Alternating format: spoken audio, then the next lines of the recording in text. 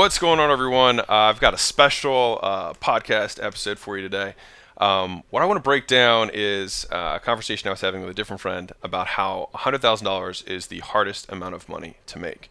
And I was actually talking to him. He's starting his physical therapy clinic practice right now. And he's eating shit, for lack of a better term. You know what I mean? Like he's just trying to figure this out. And the thing is that $100,000 is the hardest amount of money to make for a variety of reasons. And that's not me. I'm not the first person to say that. Charlie Munger said, who's Warren Buffett's business partner, said the first 100 grand's a bitch. He even says that. It's a quote. You can look it up. But anyways, there's a bunch of reasons why. And so I wanted to kind of walk through it. The first is the biggest one, which is that when you set the goal at $100,000, you only think of $100,000 opportunities, right? And what I mean by that is, you're not like, if I were to say, hey, you need to make $10 million, you can't 100 grand your way times 100 to get there, right? You have to think of a different way of operating, of doing business in order to make $10 million, right? Because at that point, you know you can't sell your time. Like, it's not going to work, right? You have to do something else. And so inherently, when someone puts the constraint of, I want to make $100,000 on themselves, then they automatically only confine themselves to vehicles where they have to sell time for money, right? Which are inherently constraining, which is why it's a bitch, right? It's hard because you literally have to sell your time in order to do it. That being said, most people who've made millions started with something that got them 100 grand. And I will tell you personally, the first $100,000 that I put in my bank account was by far the most meaningful of all the money that I've made in my life. I remember when I looked at Layla and I had $100,000 in my bank account after everything.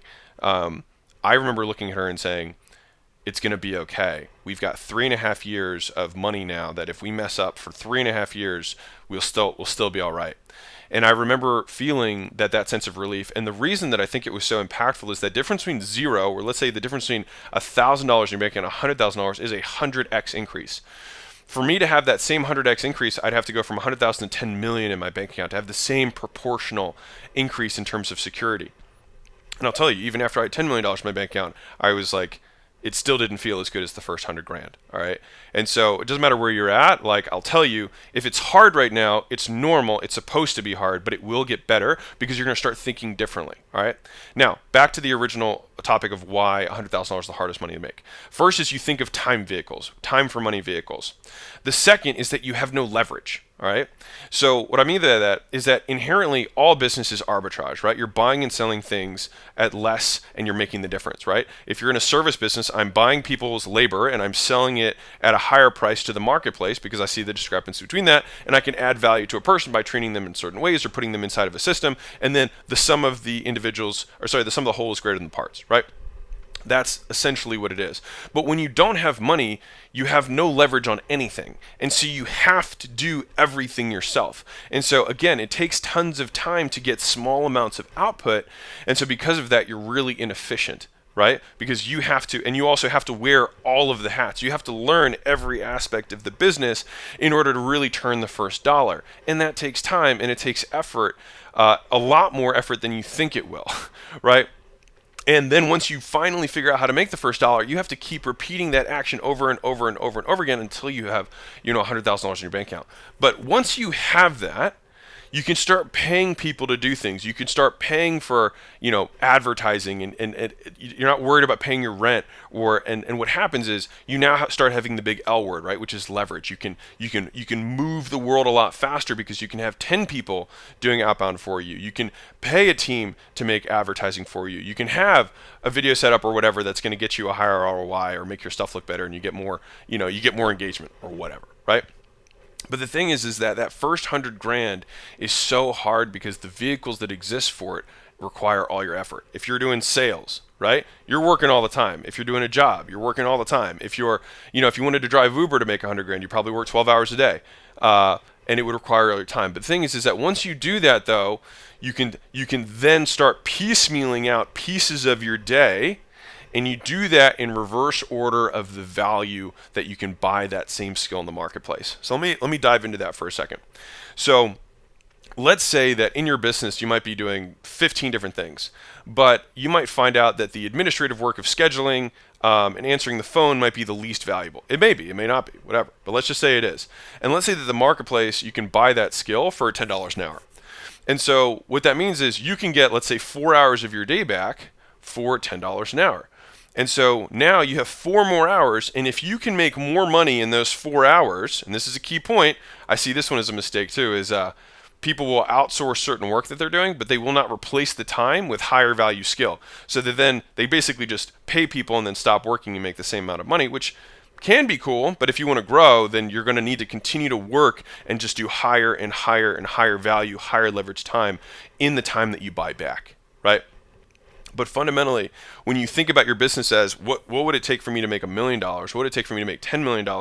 You think of different vehicles in order to get there. And if you don't know of the vehicles, I would highly, highly encourage you to look at the vehicles that already exist. So like one of the things that's here's an interesting nugget for you. There's no reason for anyone in the United States to make less than $25 an hour. Why? Because in one day, you can go through a certification and become a phlebotomist and make $25 an hour. So who wouldn't take a one-day education to triple their income from minimum wage? Who wouldn't do that? The reason people don't do it is because they don't know. People are ignorant, right? And so if you're watching this and you didn't know that even existed, there are so many other opportunities that are like that you can immediately get more leverage on the time just as you're starting. So if you're working a job and you're not making that, well then go find small opportunities, go find little mini certifications that you can get that qualify you. Now that's only get a certification if it's required. If it's just like, oh, this is a cert, then don't worry about it. But like, if you can find these little opportunities, like I'll tell you, for me, my plan B of like if my business was going to fail, I knew that what I was going to do was I was going to drive Uber and I was going to strip at night. That was going to be 100% my gig, because I knew that if I drove Uber 12 hours a day and I stripped for 4 hours every night, I would be able to make about $200,000. And I knew that even if I started at zero, I could do that again and try and get another do-over, right? And the thing is that as your skill set increases, right, the base level of your building, as I like to consider it, like this is your building of skills, the base level, your basement continues to rise, right? And so the level that you can fall down to continues to be higher and higher, right? And so once I learned how to sell, I knew that I would never really make less than $250,000 a year, because I knew I could always go to a car dealership and sell cars. No matter what, I could go sell cars and make $200,000, $300,000, $400,000 a year. I knew that because I had that skill. And that means that from this point going forward with my life, I'll never make less than that, right? But then I learned how to market. And then as soon as I learned how to market, I knew that was going to be because now I could take my sales skill and pair it with marketing, and then I could generate demand at will, right? And then that means that my new level might be $3 million a year that I'll never make less than, because I have the skills that even if I have to start over, I can end there. And the thing is that if you think about your journey as an entrepreneur in terms of as a skill set stacking, all you're doing is acquiring skills and putting them in your back pocket, put it in your toolkit, right? Then you inherently become more valuable, and you stop seeing your failures as failures, but rather lessons on the way to where you're trying to go, because you inherently become more valuable because your work works on you more than you work on it. All right, I'll say that again. Your work works on you more than you work on it. And so even if you didn't make $100,000 the first year, that's okay, because you developed the foundational skill sets that maybe got you above $50,000 a year, right? But as long as you were continuing to acquire skills, that baseline will go up. And the speed with which you move up will be how much volume you do. So volume of work for a specific skill with deliberate effort will improve your skill set. Now, you can do it faster or slower depending on how quickly you learn the skill, but you still have to learn it, and there's usually a certain amount of volume that has to happen, which means that there's some amount of time. But then how do some people acquire skills faster than others? Some people are more deliberate with their practice. Some people get mentors and experts that feed into them. Every valuable skill that I've acquired in my life, I've paid someone to acquire so I could get it faster. All right. And so if you're like, well, I don't have money, then do the high value, do the leverage, do the shitty work now, do the first $100,000 that's a bitch. Do that work now. You have to trade some of your life for money, and that's okay, which is why I have a saying, which is you can't be busy and broke, right? You can't be both. If you're busy, you should be making money, right?